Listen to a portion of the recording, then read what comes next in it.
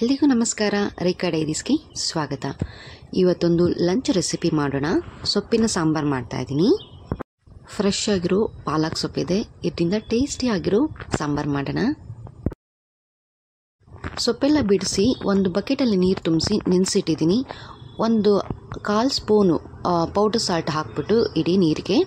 ಸೊಪ್ಪಲ್ಲಿ ಏನಾದ್ರು ಮಣ್ಣಿದ್ರೆ ನೀಟಾಗಿ ಕ್ಲೀನ್ ಆಗುತ್ತೆ. ಇದಾದಮೇಲೆ ತೊಳೆದ್ಬಿಟ್ಟು ಕುಕ್ಕರ್ಗೆ ಹಾಕ್ಕೊಳ್ಳೋಣ. 2 ಕಟ್ಟು ಸೊಪ್ಪಿದೆ. ಇದಕ್ಕೆ 3 ಈರುಳ್ಳಿ, 1 ಗಡ್ಡೆ ಬೆಳ್ಳುಳ್ಳಿ ಮತ್ತು 1 ಟೊಮೆಟೊ ತೊಗೊಂಡಿದ್ದೀನಿ. ಈರುಳ್ಳಿನ ದಪ್ಪಾಗಿ ಕಟ್ ಮಾಡಿ ಈ ರೀತಿ ಹಾಕ್ಕೊಳ್ಳಿ. ಇದೆಲ್ಲ ಸೊಪ್ಪು ಜೊತೆನೇ ಬೇಯಿಸೋದಕ್ಕೆ ಹಾಕ್ಕೊಳ್ಳೋಣ. ಈಗ ಸೊಪ್ಪಿಗೆ ಈರುಳ್ಳಿ, ಬೆಳ್ಳುಳ್ಳಿ ಮತ್ತು ಟೊಮೆಟೊ ಹಾಕಿದ್ದೀನಿ. ಅರ್ಧ ಸ್ಪೂನ್ ಜೀರಿಗೆ ಹಾಕ್ಕೊಳ್ಳೋಣ. ಇದಕ್ಕೆ 1 ಸ್ಪೂನು ಕಲ್ಲುಪ್ಪು ಹಾಕ್ಕೊಳ್ತಾ ಇದ್ದೀನಿ. ಮತ್ತು 1 ಸ್ಪೂನ್ ರೆಡ್ ಚಿಲ್ಲಿ ಪೌಡರ್, ಖಾರದ ಪುಡಿ. ನೀವು ಖಾರದ ಪುಡಿ ಬೇಡ ಅಂದರೆ ಹಸಿಮೆಣ್ಸಿನ್ಕಾಯಿ ಯೂಸ್ ಮಾಡಿ. ಒಂದು 5ರಿಂದ 6 ಮೆಣಸಿನ್ಕಾಯಿ ಹಾಕ್ಕೊಂಡ್ರೆ ಸಾಕಾಗುತ್ತೆ. ಇದಕ್ಕೆ 2 ಗ್ಲಾಸ್ ನೀರು ಸೇರಿಸಿ 1 ವಿಷಿಲ್ ಕೂಗಿಸ್ಕೊಳ್ಳೋಣ ಕುಕ್ಕರ್ನ. ಸೊಪ್ಪು ಬೇಗನೆ ಬೆಂದ್ಬಿಡುತ್ತೆ 1 ವಿಷಿಲ್ಗೆಲ್ಲ. ಸೊ ಈಗ ಲಿಡ್ ಕ್ಲೋಸ್ ಮಾಡಿ 1 ವಿಷಿಲ್ ಕೂಗಿಸ್ಕೊಳ್ಳಿ.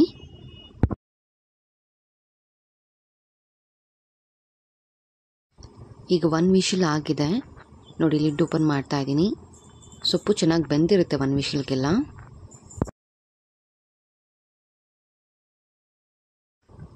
ಈಗ ಇದರಲ್ಲಿ ಸೊಪ್ಪು ಸಪ್ರೇಟ್ ಮತ್ತು ನೀರು ಸಪ್ರೇಟ್ ಮಾಡಿಟ್ಕೊಳ್ಳಿ. ಸೊಪ್ಪನ್ನು ರುಬ್ಕೋಬೇಕು. ಒಂದು ತಟ್ಟೆಲ್ಲ ಹಾಕ್ಬಿಟ್ಟು ತಣ್ಣಗಾಗೋದಕ್ಕೆ ಬಿಡಿ. ಆರ್ಲಿ ಒಂದು 10-15 ಮಿನಿಟ್ಸ್ ಬಿಟ್ಟರೆ ತಣ್ಣಗಾಗುತ್ತೆ. ಬಿಸಿ ಇರುವಾಗಲೇ ರುಬ್ಬೇಡಿ, ತಣ್ಣಗಾಗಬೇಕು. ಈ ಥರ ಒಂದು ತಟ್ಟೆನೆಲ್ಲ ಹಾಕಿಬಿಟ್ಟು ಆರಕ್ಕಿಡ್ತಾ ಇದ್ದೀನಿ. ಈಗ ಒಂದು 15 ಮಿನಿಟ್ಸ್ ಆಗಿದೆ. ಸೊಪ್ಪೆಲ್ಲ ತಣ್ಣಗಾಗಿದೆ, ಕೂಲ್ ಆಗಿದೆ. ಈಗ ಮಿಕ್ಸಿ ಜಾರಿಗೆ ಹಾಕ್ಕೊಳ್ಳೋಣ. ಈ ಸೊಪ್ಪು, ಈರುಳ್ಳಿ, ಬೆಳ್ಳುಳ್ಳಿ, ಟೊಮೆಟೊ ಎಲ್ಲನೂ ಬರೀ ನೀರು ಮಾತ್ರ ಸಪ್ರೇಟ್ ಒಂದು ಬೌಲಲ್ಲಿ ಇಟ್ಬಿಟ್ಟು ಇದೆಲ್ಲನೂ ರುಬ್ಬೋದಕ್ಕೆ ಹಾಕ್ಕೊಳ್ತಾ ಇದ್ದೀನಿ. ಸೊಪ್ಪನ್ನ ಜಾಸ್ತಿ ನುಣ್ಣಗೆ ಪೇಸ್ಟ್ ಮಾಡಬೇಡಿ, ಸಾಂಬಾರು ಚೆನ್ನಾಗಿರಲ್ಲ. ಜಸ್ಟ್ ಒಂದು 10 ಸೆಕೆಂಡ್ಸ್ ಬ್ಲೆಂಡ್ ಮಾಡಿದ್ರೆ ಸಾಕು, ಬೇಗ ನುಣ್ಣಗಾಗ್ಬಿಡುತ್ತೆ ಸೊಪ್ಪು. ಜಸ್ಟ್ ಆನ್ ಮಾಡಿ ಆಫ್ ಮಾಡ್ಕೊಳ್ಳಿ. ನುಣ್ಣಗೆ ಪೇಸ್ಟ್ ಆಗಿಬಿಟ್ರೆ ಸಾಂಬಾರು ಚೆನ್ನಾಗಿರಲ್ಲ. ಈಗ ನೋಡಿ ಬ್ಲೆಂಡ್ ಆಗಿದೆ. ಸೊ ಈ ಕನ್ಸಿಸ್ಟೆನ್ಸಿ ಸರಿ ಇದೆ. ಇದನ್ನು ಒಗ್ಗರಣೆ ಮಾಡ್ಕೊಳ್ಳೋಣ.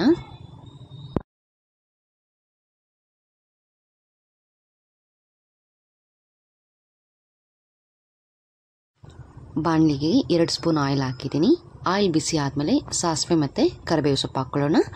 ಸಾಸಿವೆ ಚಿಟಪಟ ಆದಮೇಲೆ ರುಬ್ಬಿರುವಂಥ ಸೊಪ್ಪನ್ನು ಹಾಕ್ಕೊಳ್ಳೋಣ. ಇದನ್ನು ಕೂಡ 1-2 ನಿಮಿಷ ಇದೇ ಎಣ್ಣೆಯಲ್ಲಿ ಫ್ರೈ ಮಾಡಿ. ಇದಾದಮೇಲೆ ನೀವು ಸೊಪ್ಪು ಬೇಯಿಸುವಾಗ ನೀರು ಒಂದು ಪಾತ್ರೆಯಲ್ಲಿ ತೆಗೆದಿಟ್ಟಿದ್ರಲ್ಲ, ಆ ನೀರನ್ನು ಇದಕ್ಕೆ ಮಿಕ್ಸ್ ಮಾಡ್ಕೋಬೇಕು. ಸಾಂಬಾರು ಸ್ವಲ್ಪ ಮಂದಕ್ಕೆ ಗಟ್ಟಿಯಾಗಿರಲಿ, ಹಾಗಾಗಿ ನೀರು ಸ್ವಲ್ಪನೇ ಬಳಸ್ಕೊಳ್ಳಿ ಸಾಕು.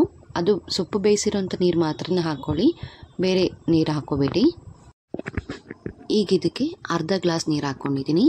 ಸೊಪ್ಪು ಬೇಯಿಸಿದ್ರಲ್ಲ ಅದೇ ನೀರು ಹಾಕ್ಕೊಂಡಿದ್ದೀನಿ. ಒಂದು 2-3 ನಿಮಿಷ ಚೆನ್ನಾಗಿ ಕುದಿಸ್ಕೊಂಡ್ರೆ ಮೀಡಿಯಮ್ ಫ್ಲೇಮ್ನಲ್ಲಿ. ಈಗ ಸಾಂಬಾರು ರೆಡಿ ಆಗಿದೆ. ತುಂಬ ಟೇಸ್ಟಿ ಆ್ಯಂಡ್ ಹೆಲ್ದಿ ಆಗಿರೋ ಪಾಲಕ್ ಸೊಪ್ಪಿನ ಸಾಂಬಾರು ಲಂಚ್ಗೆ ಸೂಪರ್ ಆಗಿರುತ್ತೆ. ಮುದ್ದೆ ಮತ್ತು ಅನ್ನಕ್ಕೆ ಎರಡಕ್ಕೂ ಕೂಡ ಚೆನ್ನಾಗಿರುತ್ತೆ. ಒಮ್ಮೆ ಟ್ರೈ ಮಾಡಿ, ಟೇಸ್ಟ್ ಮಾಡಿ.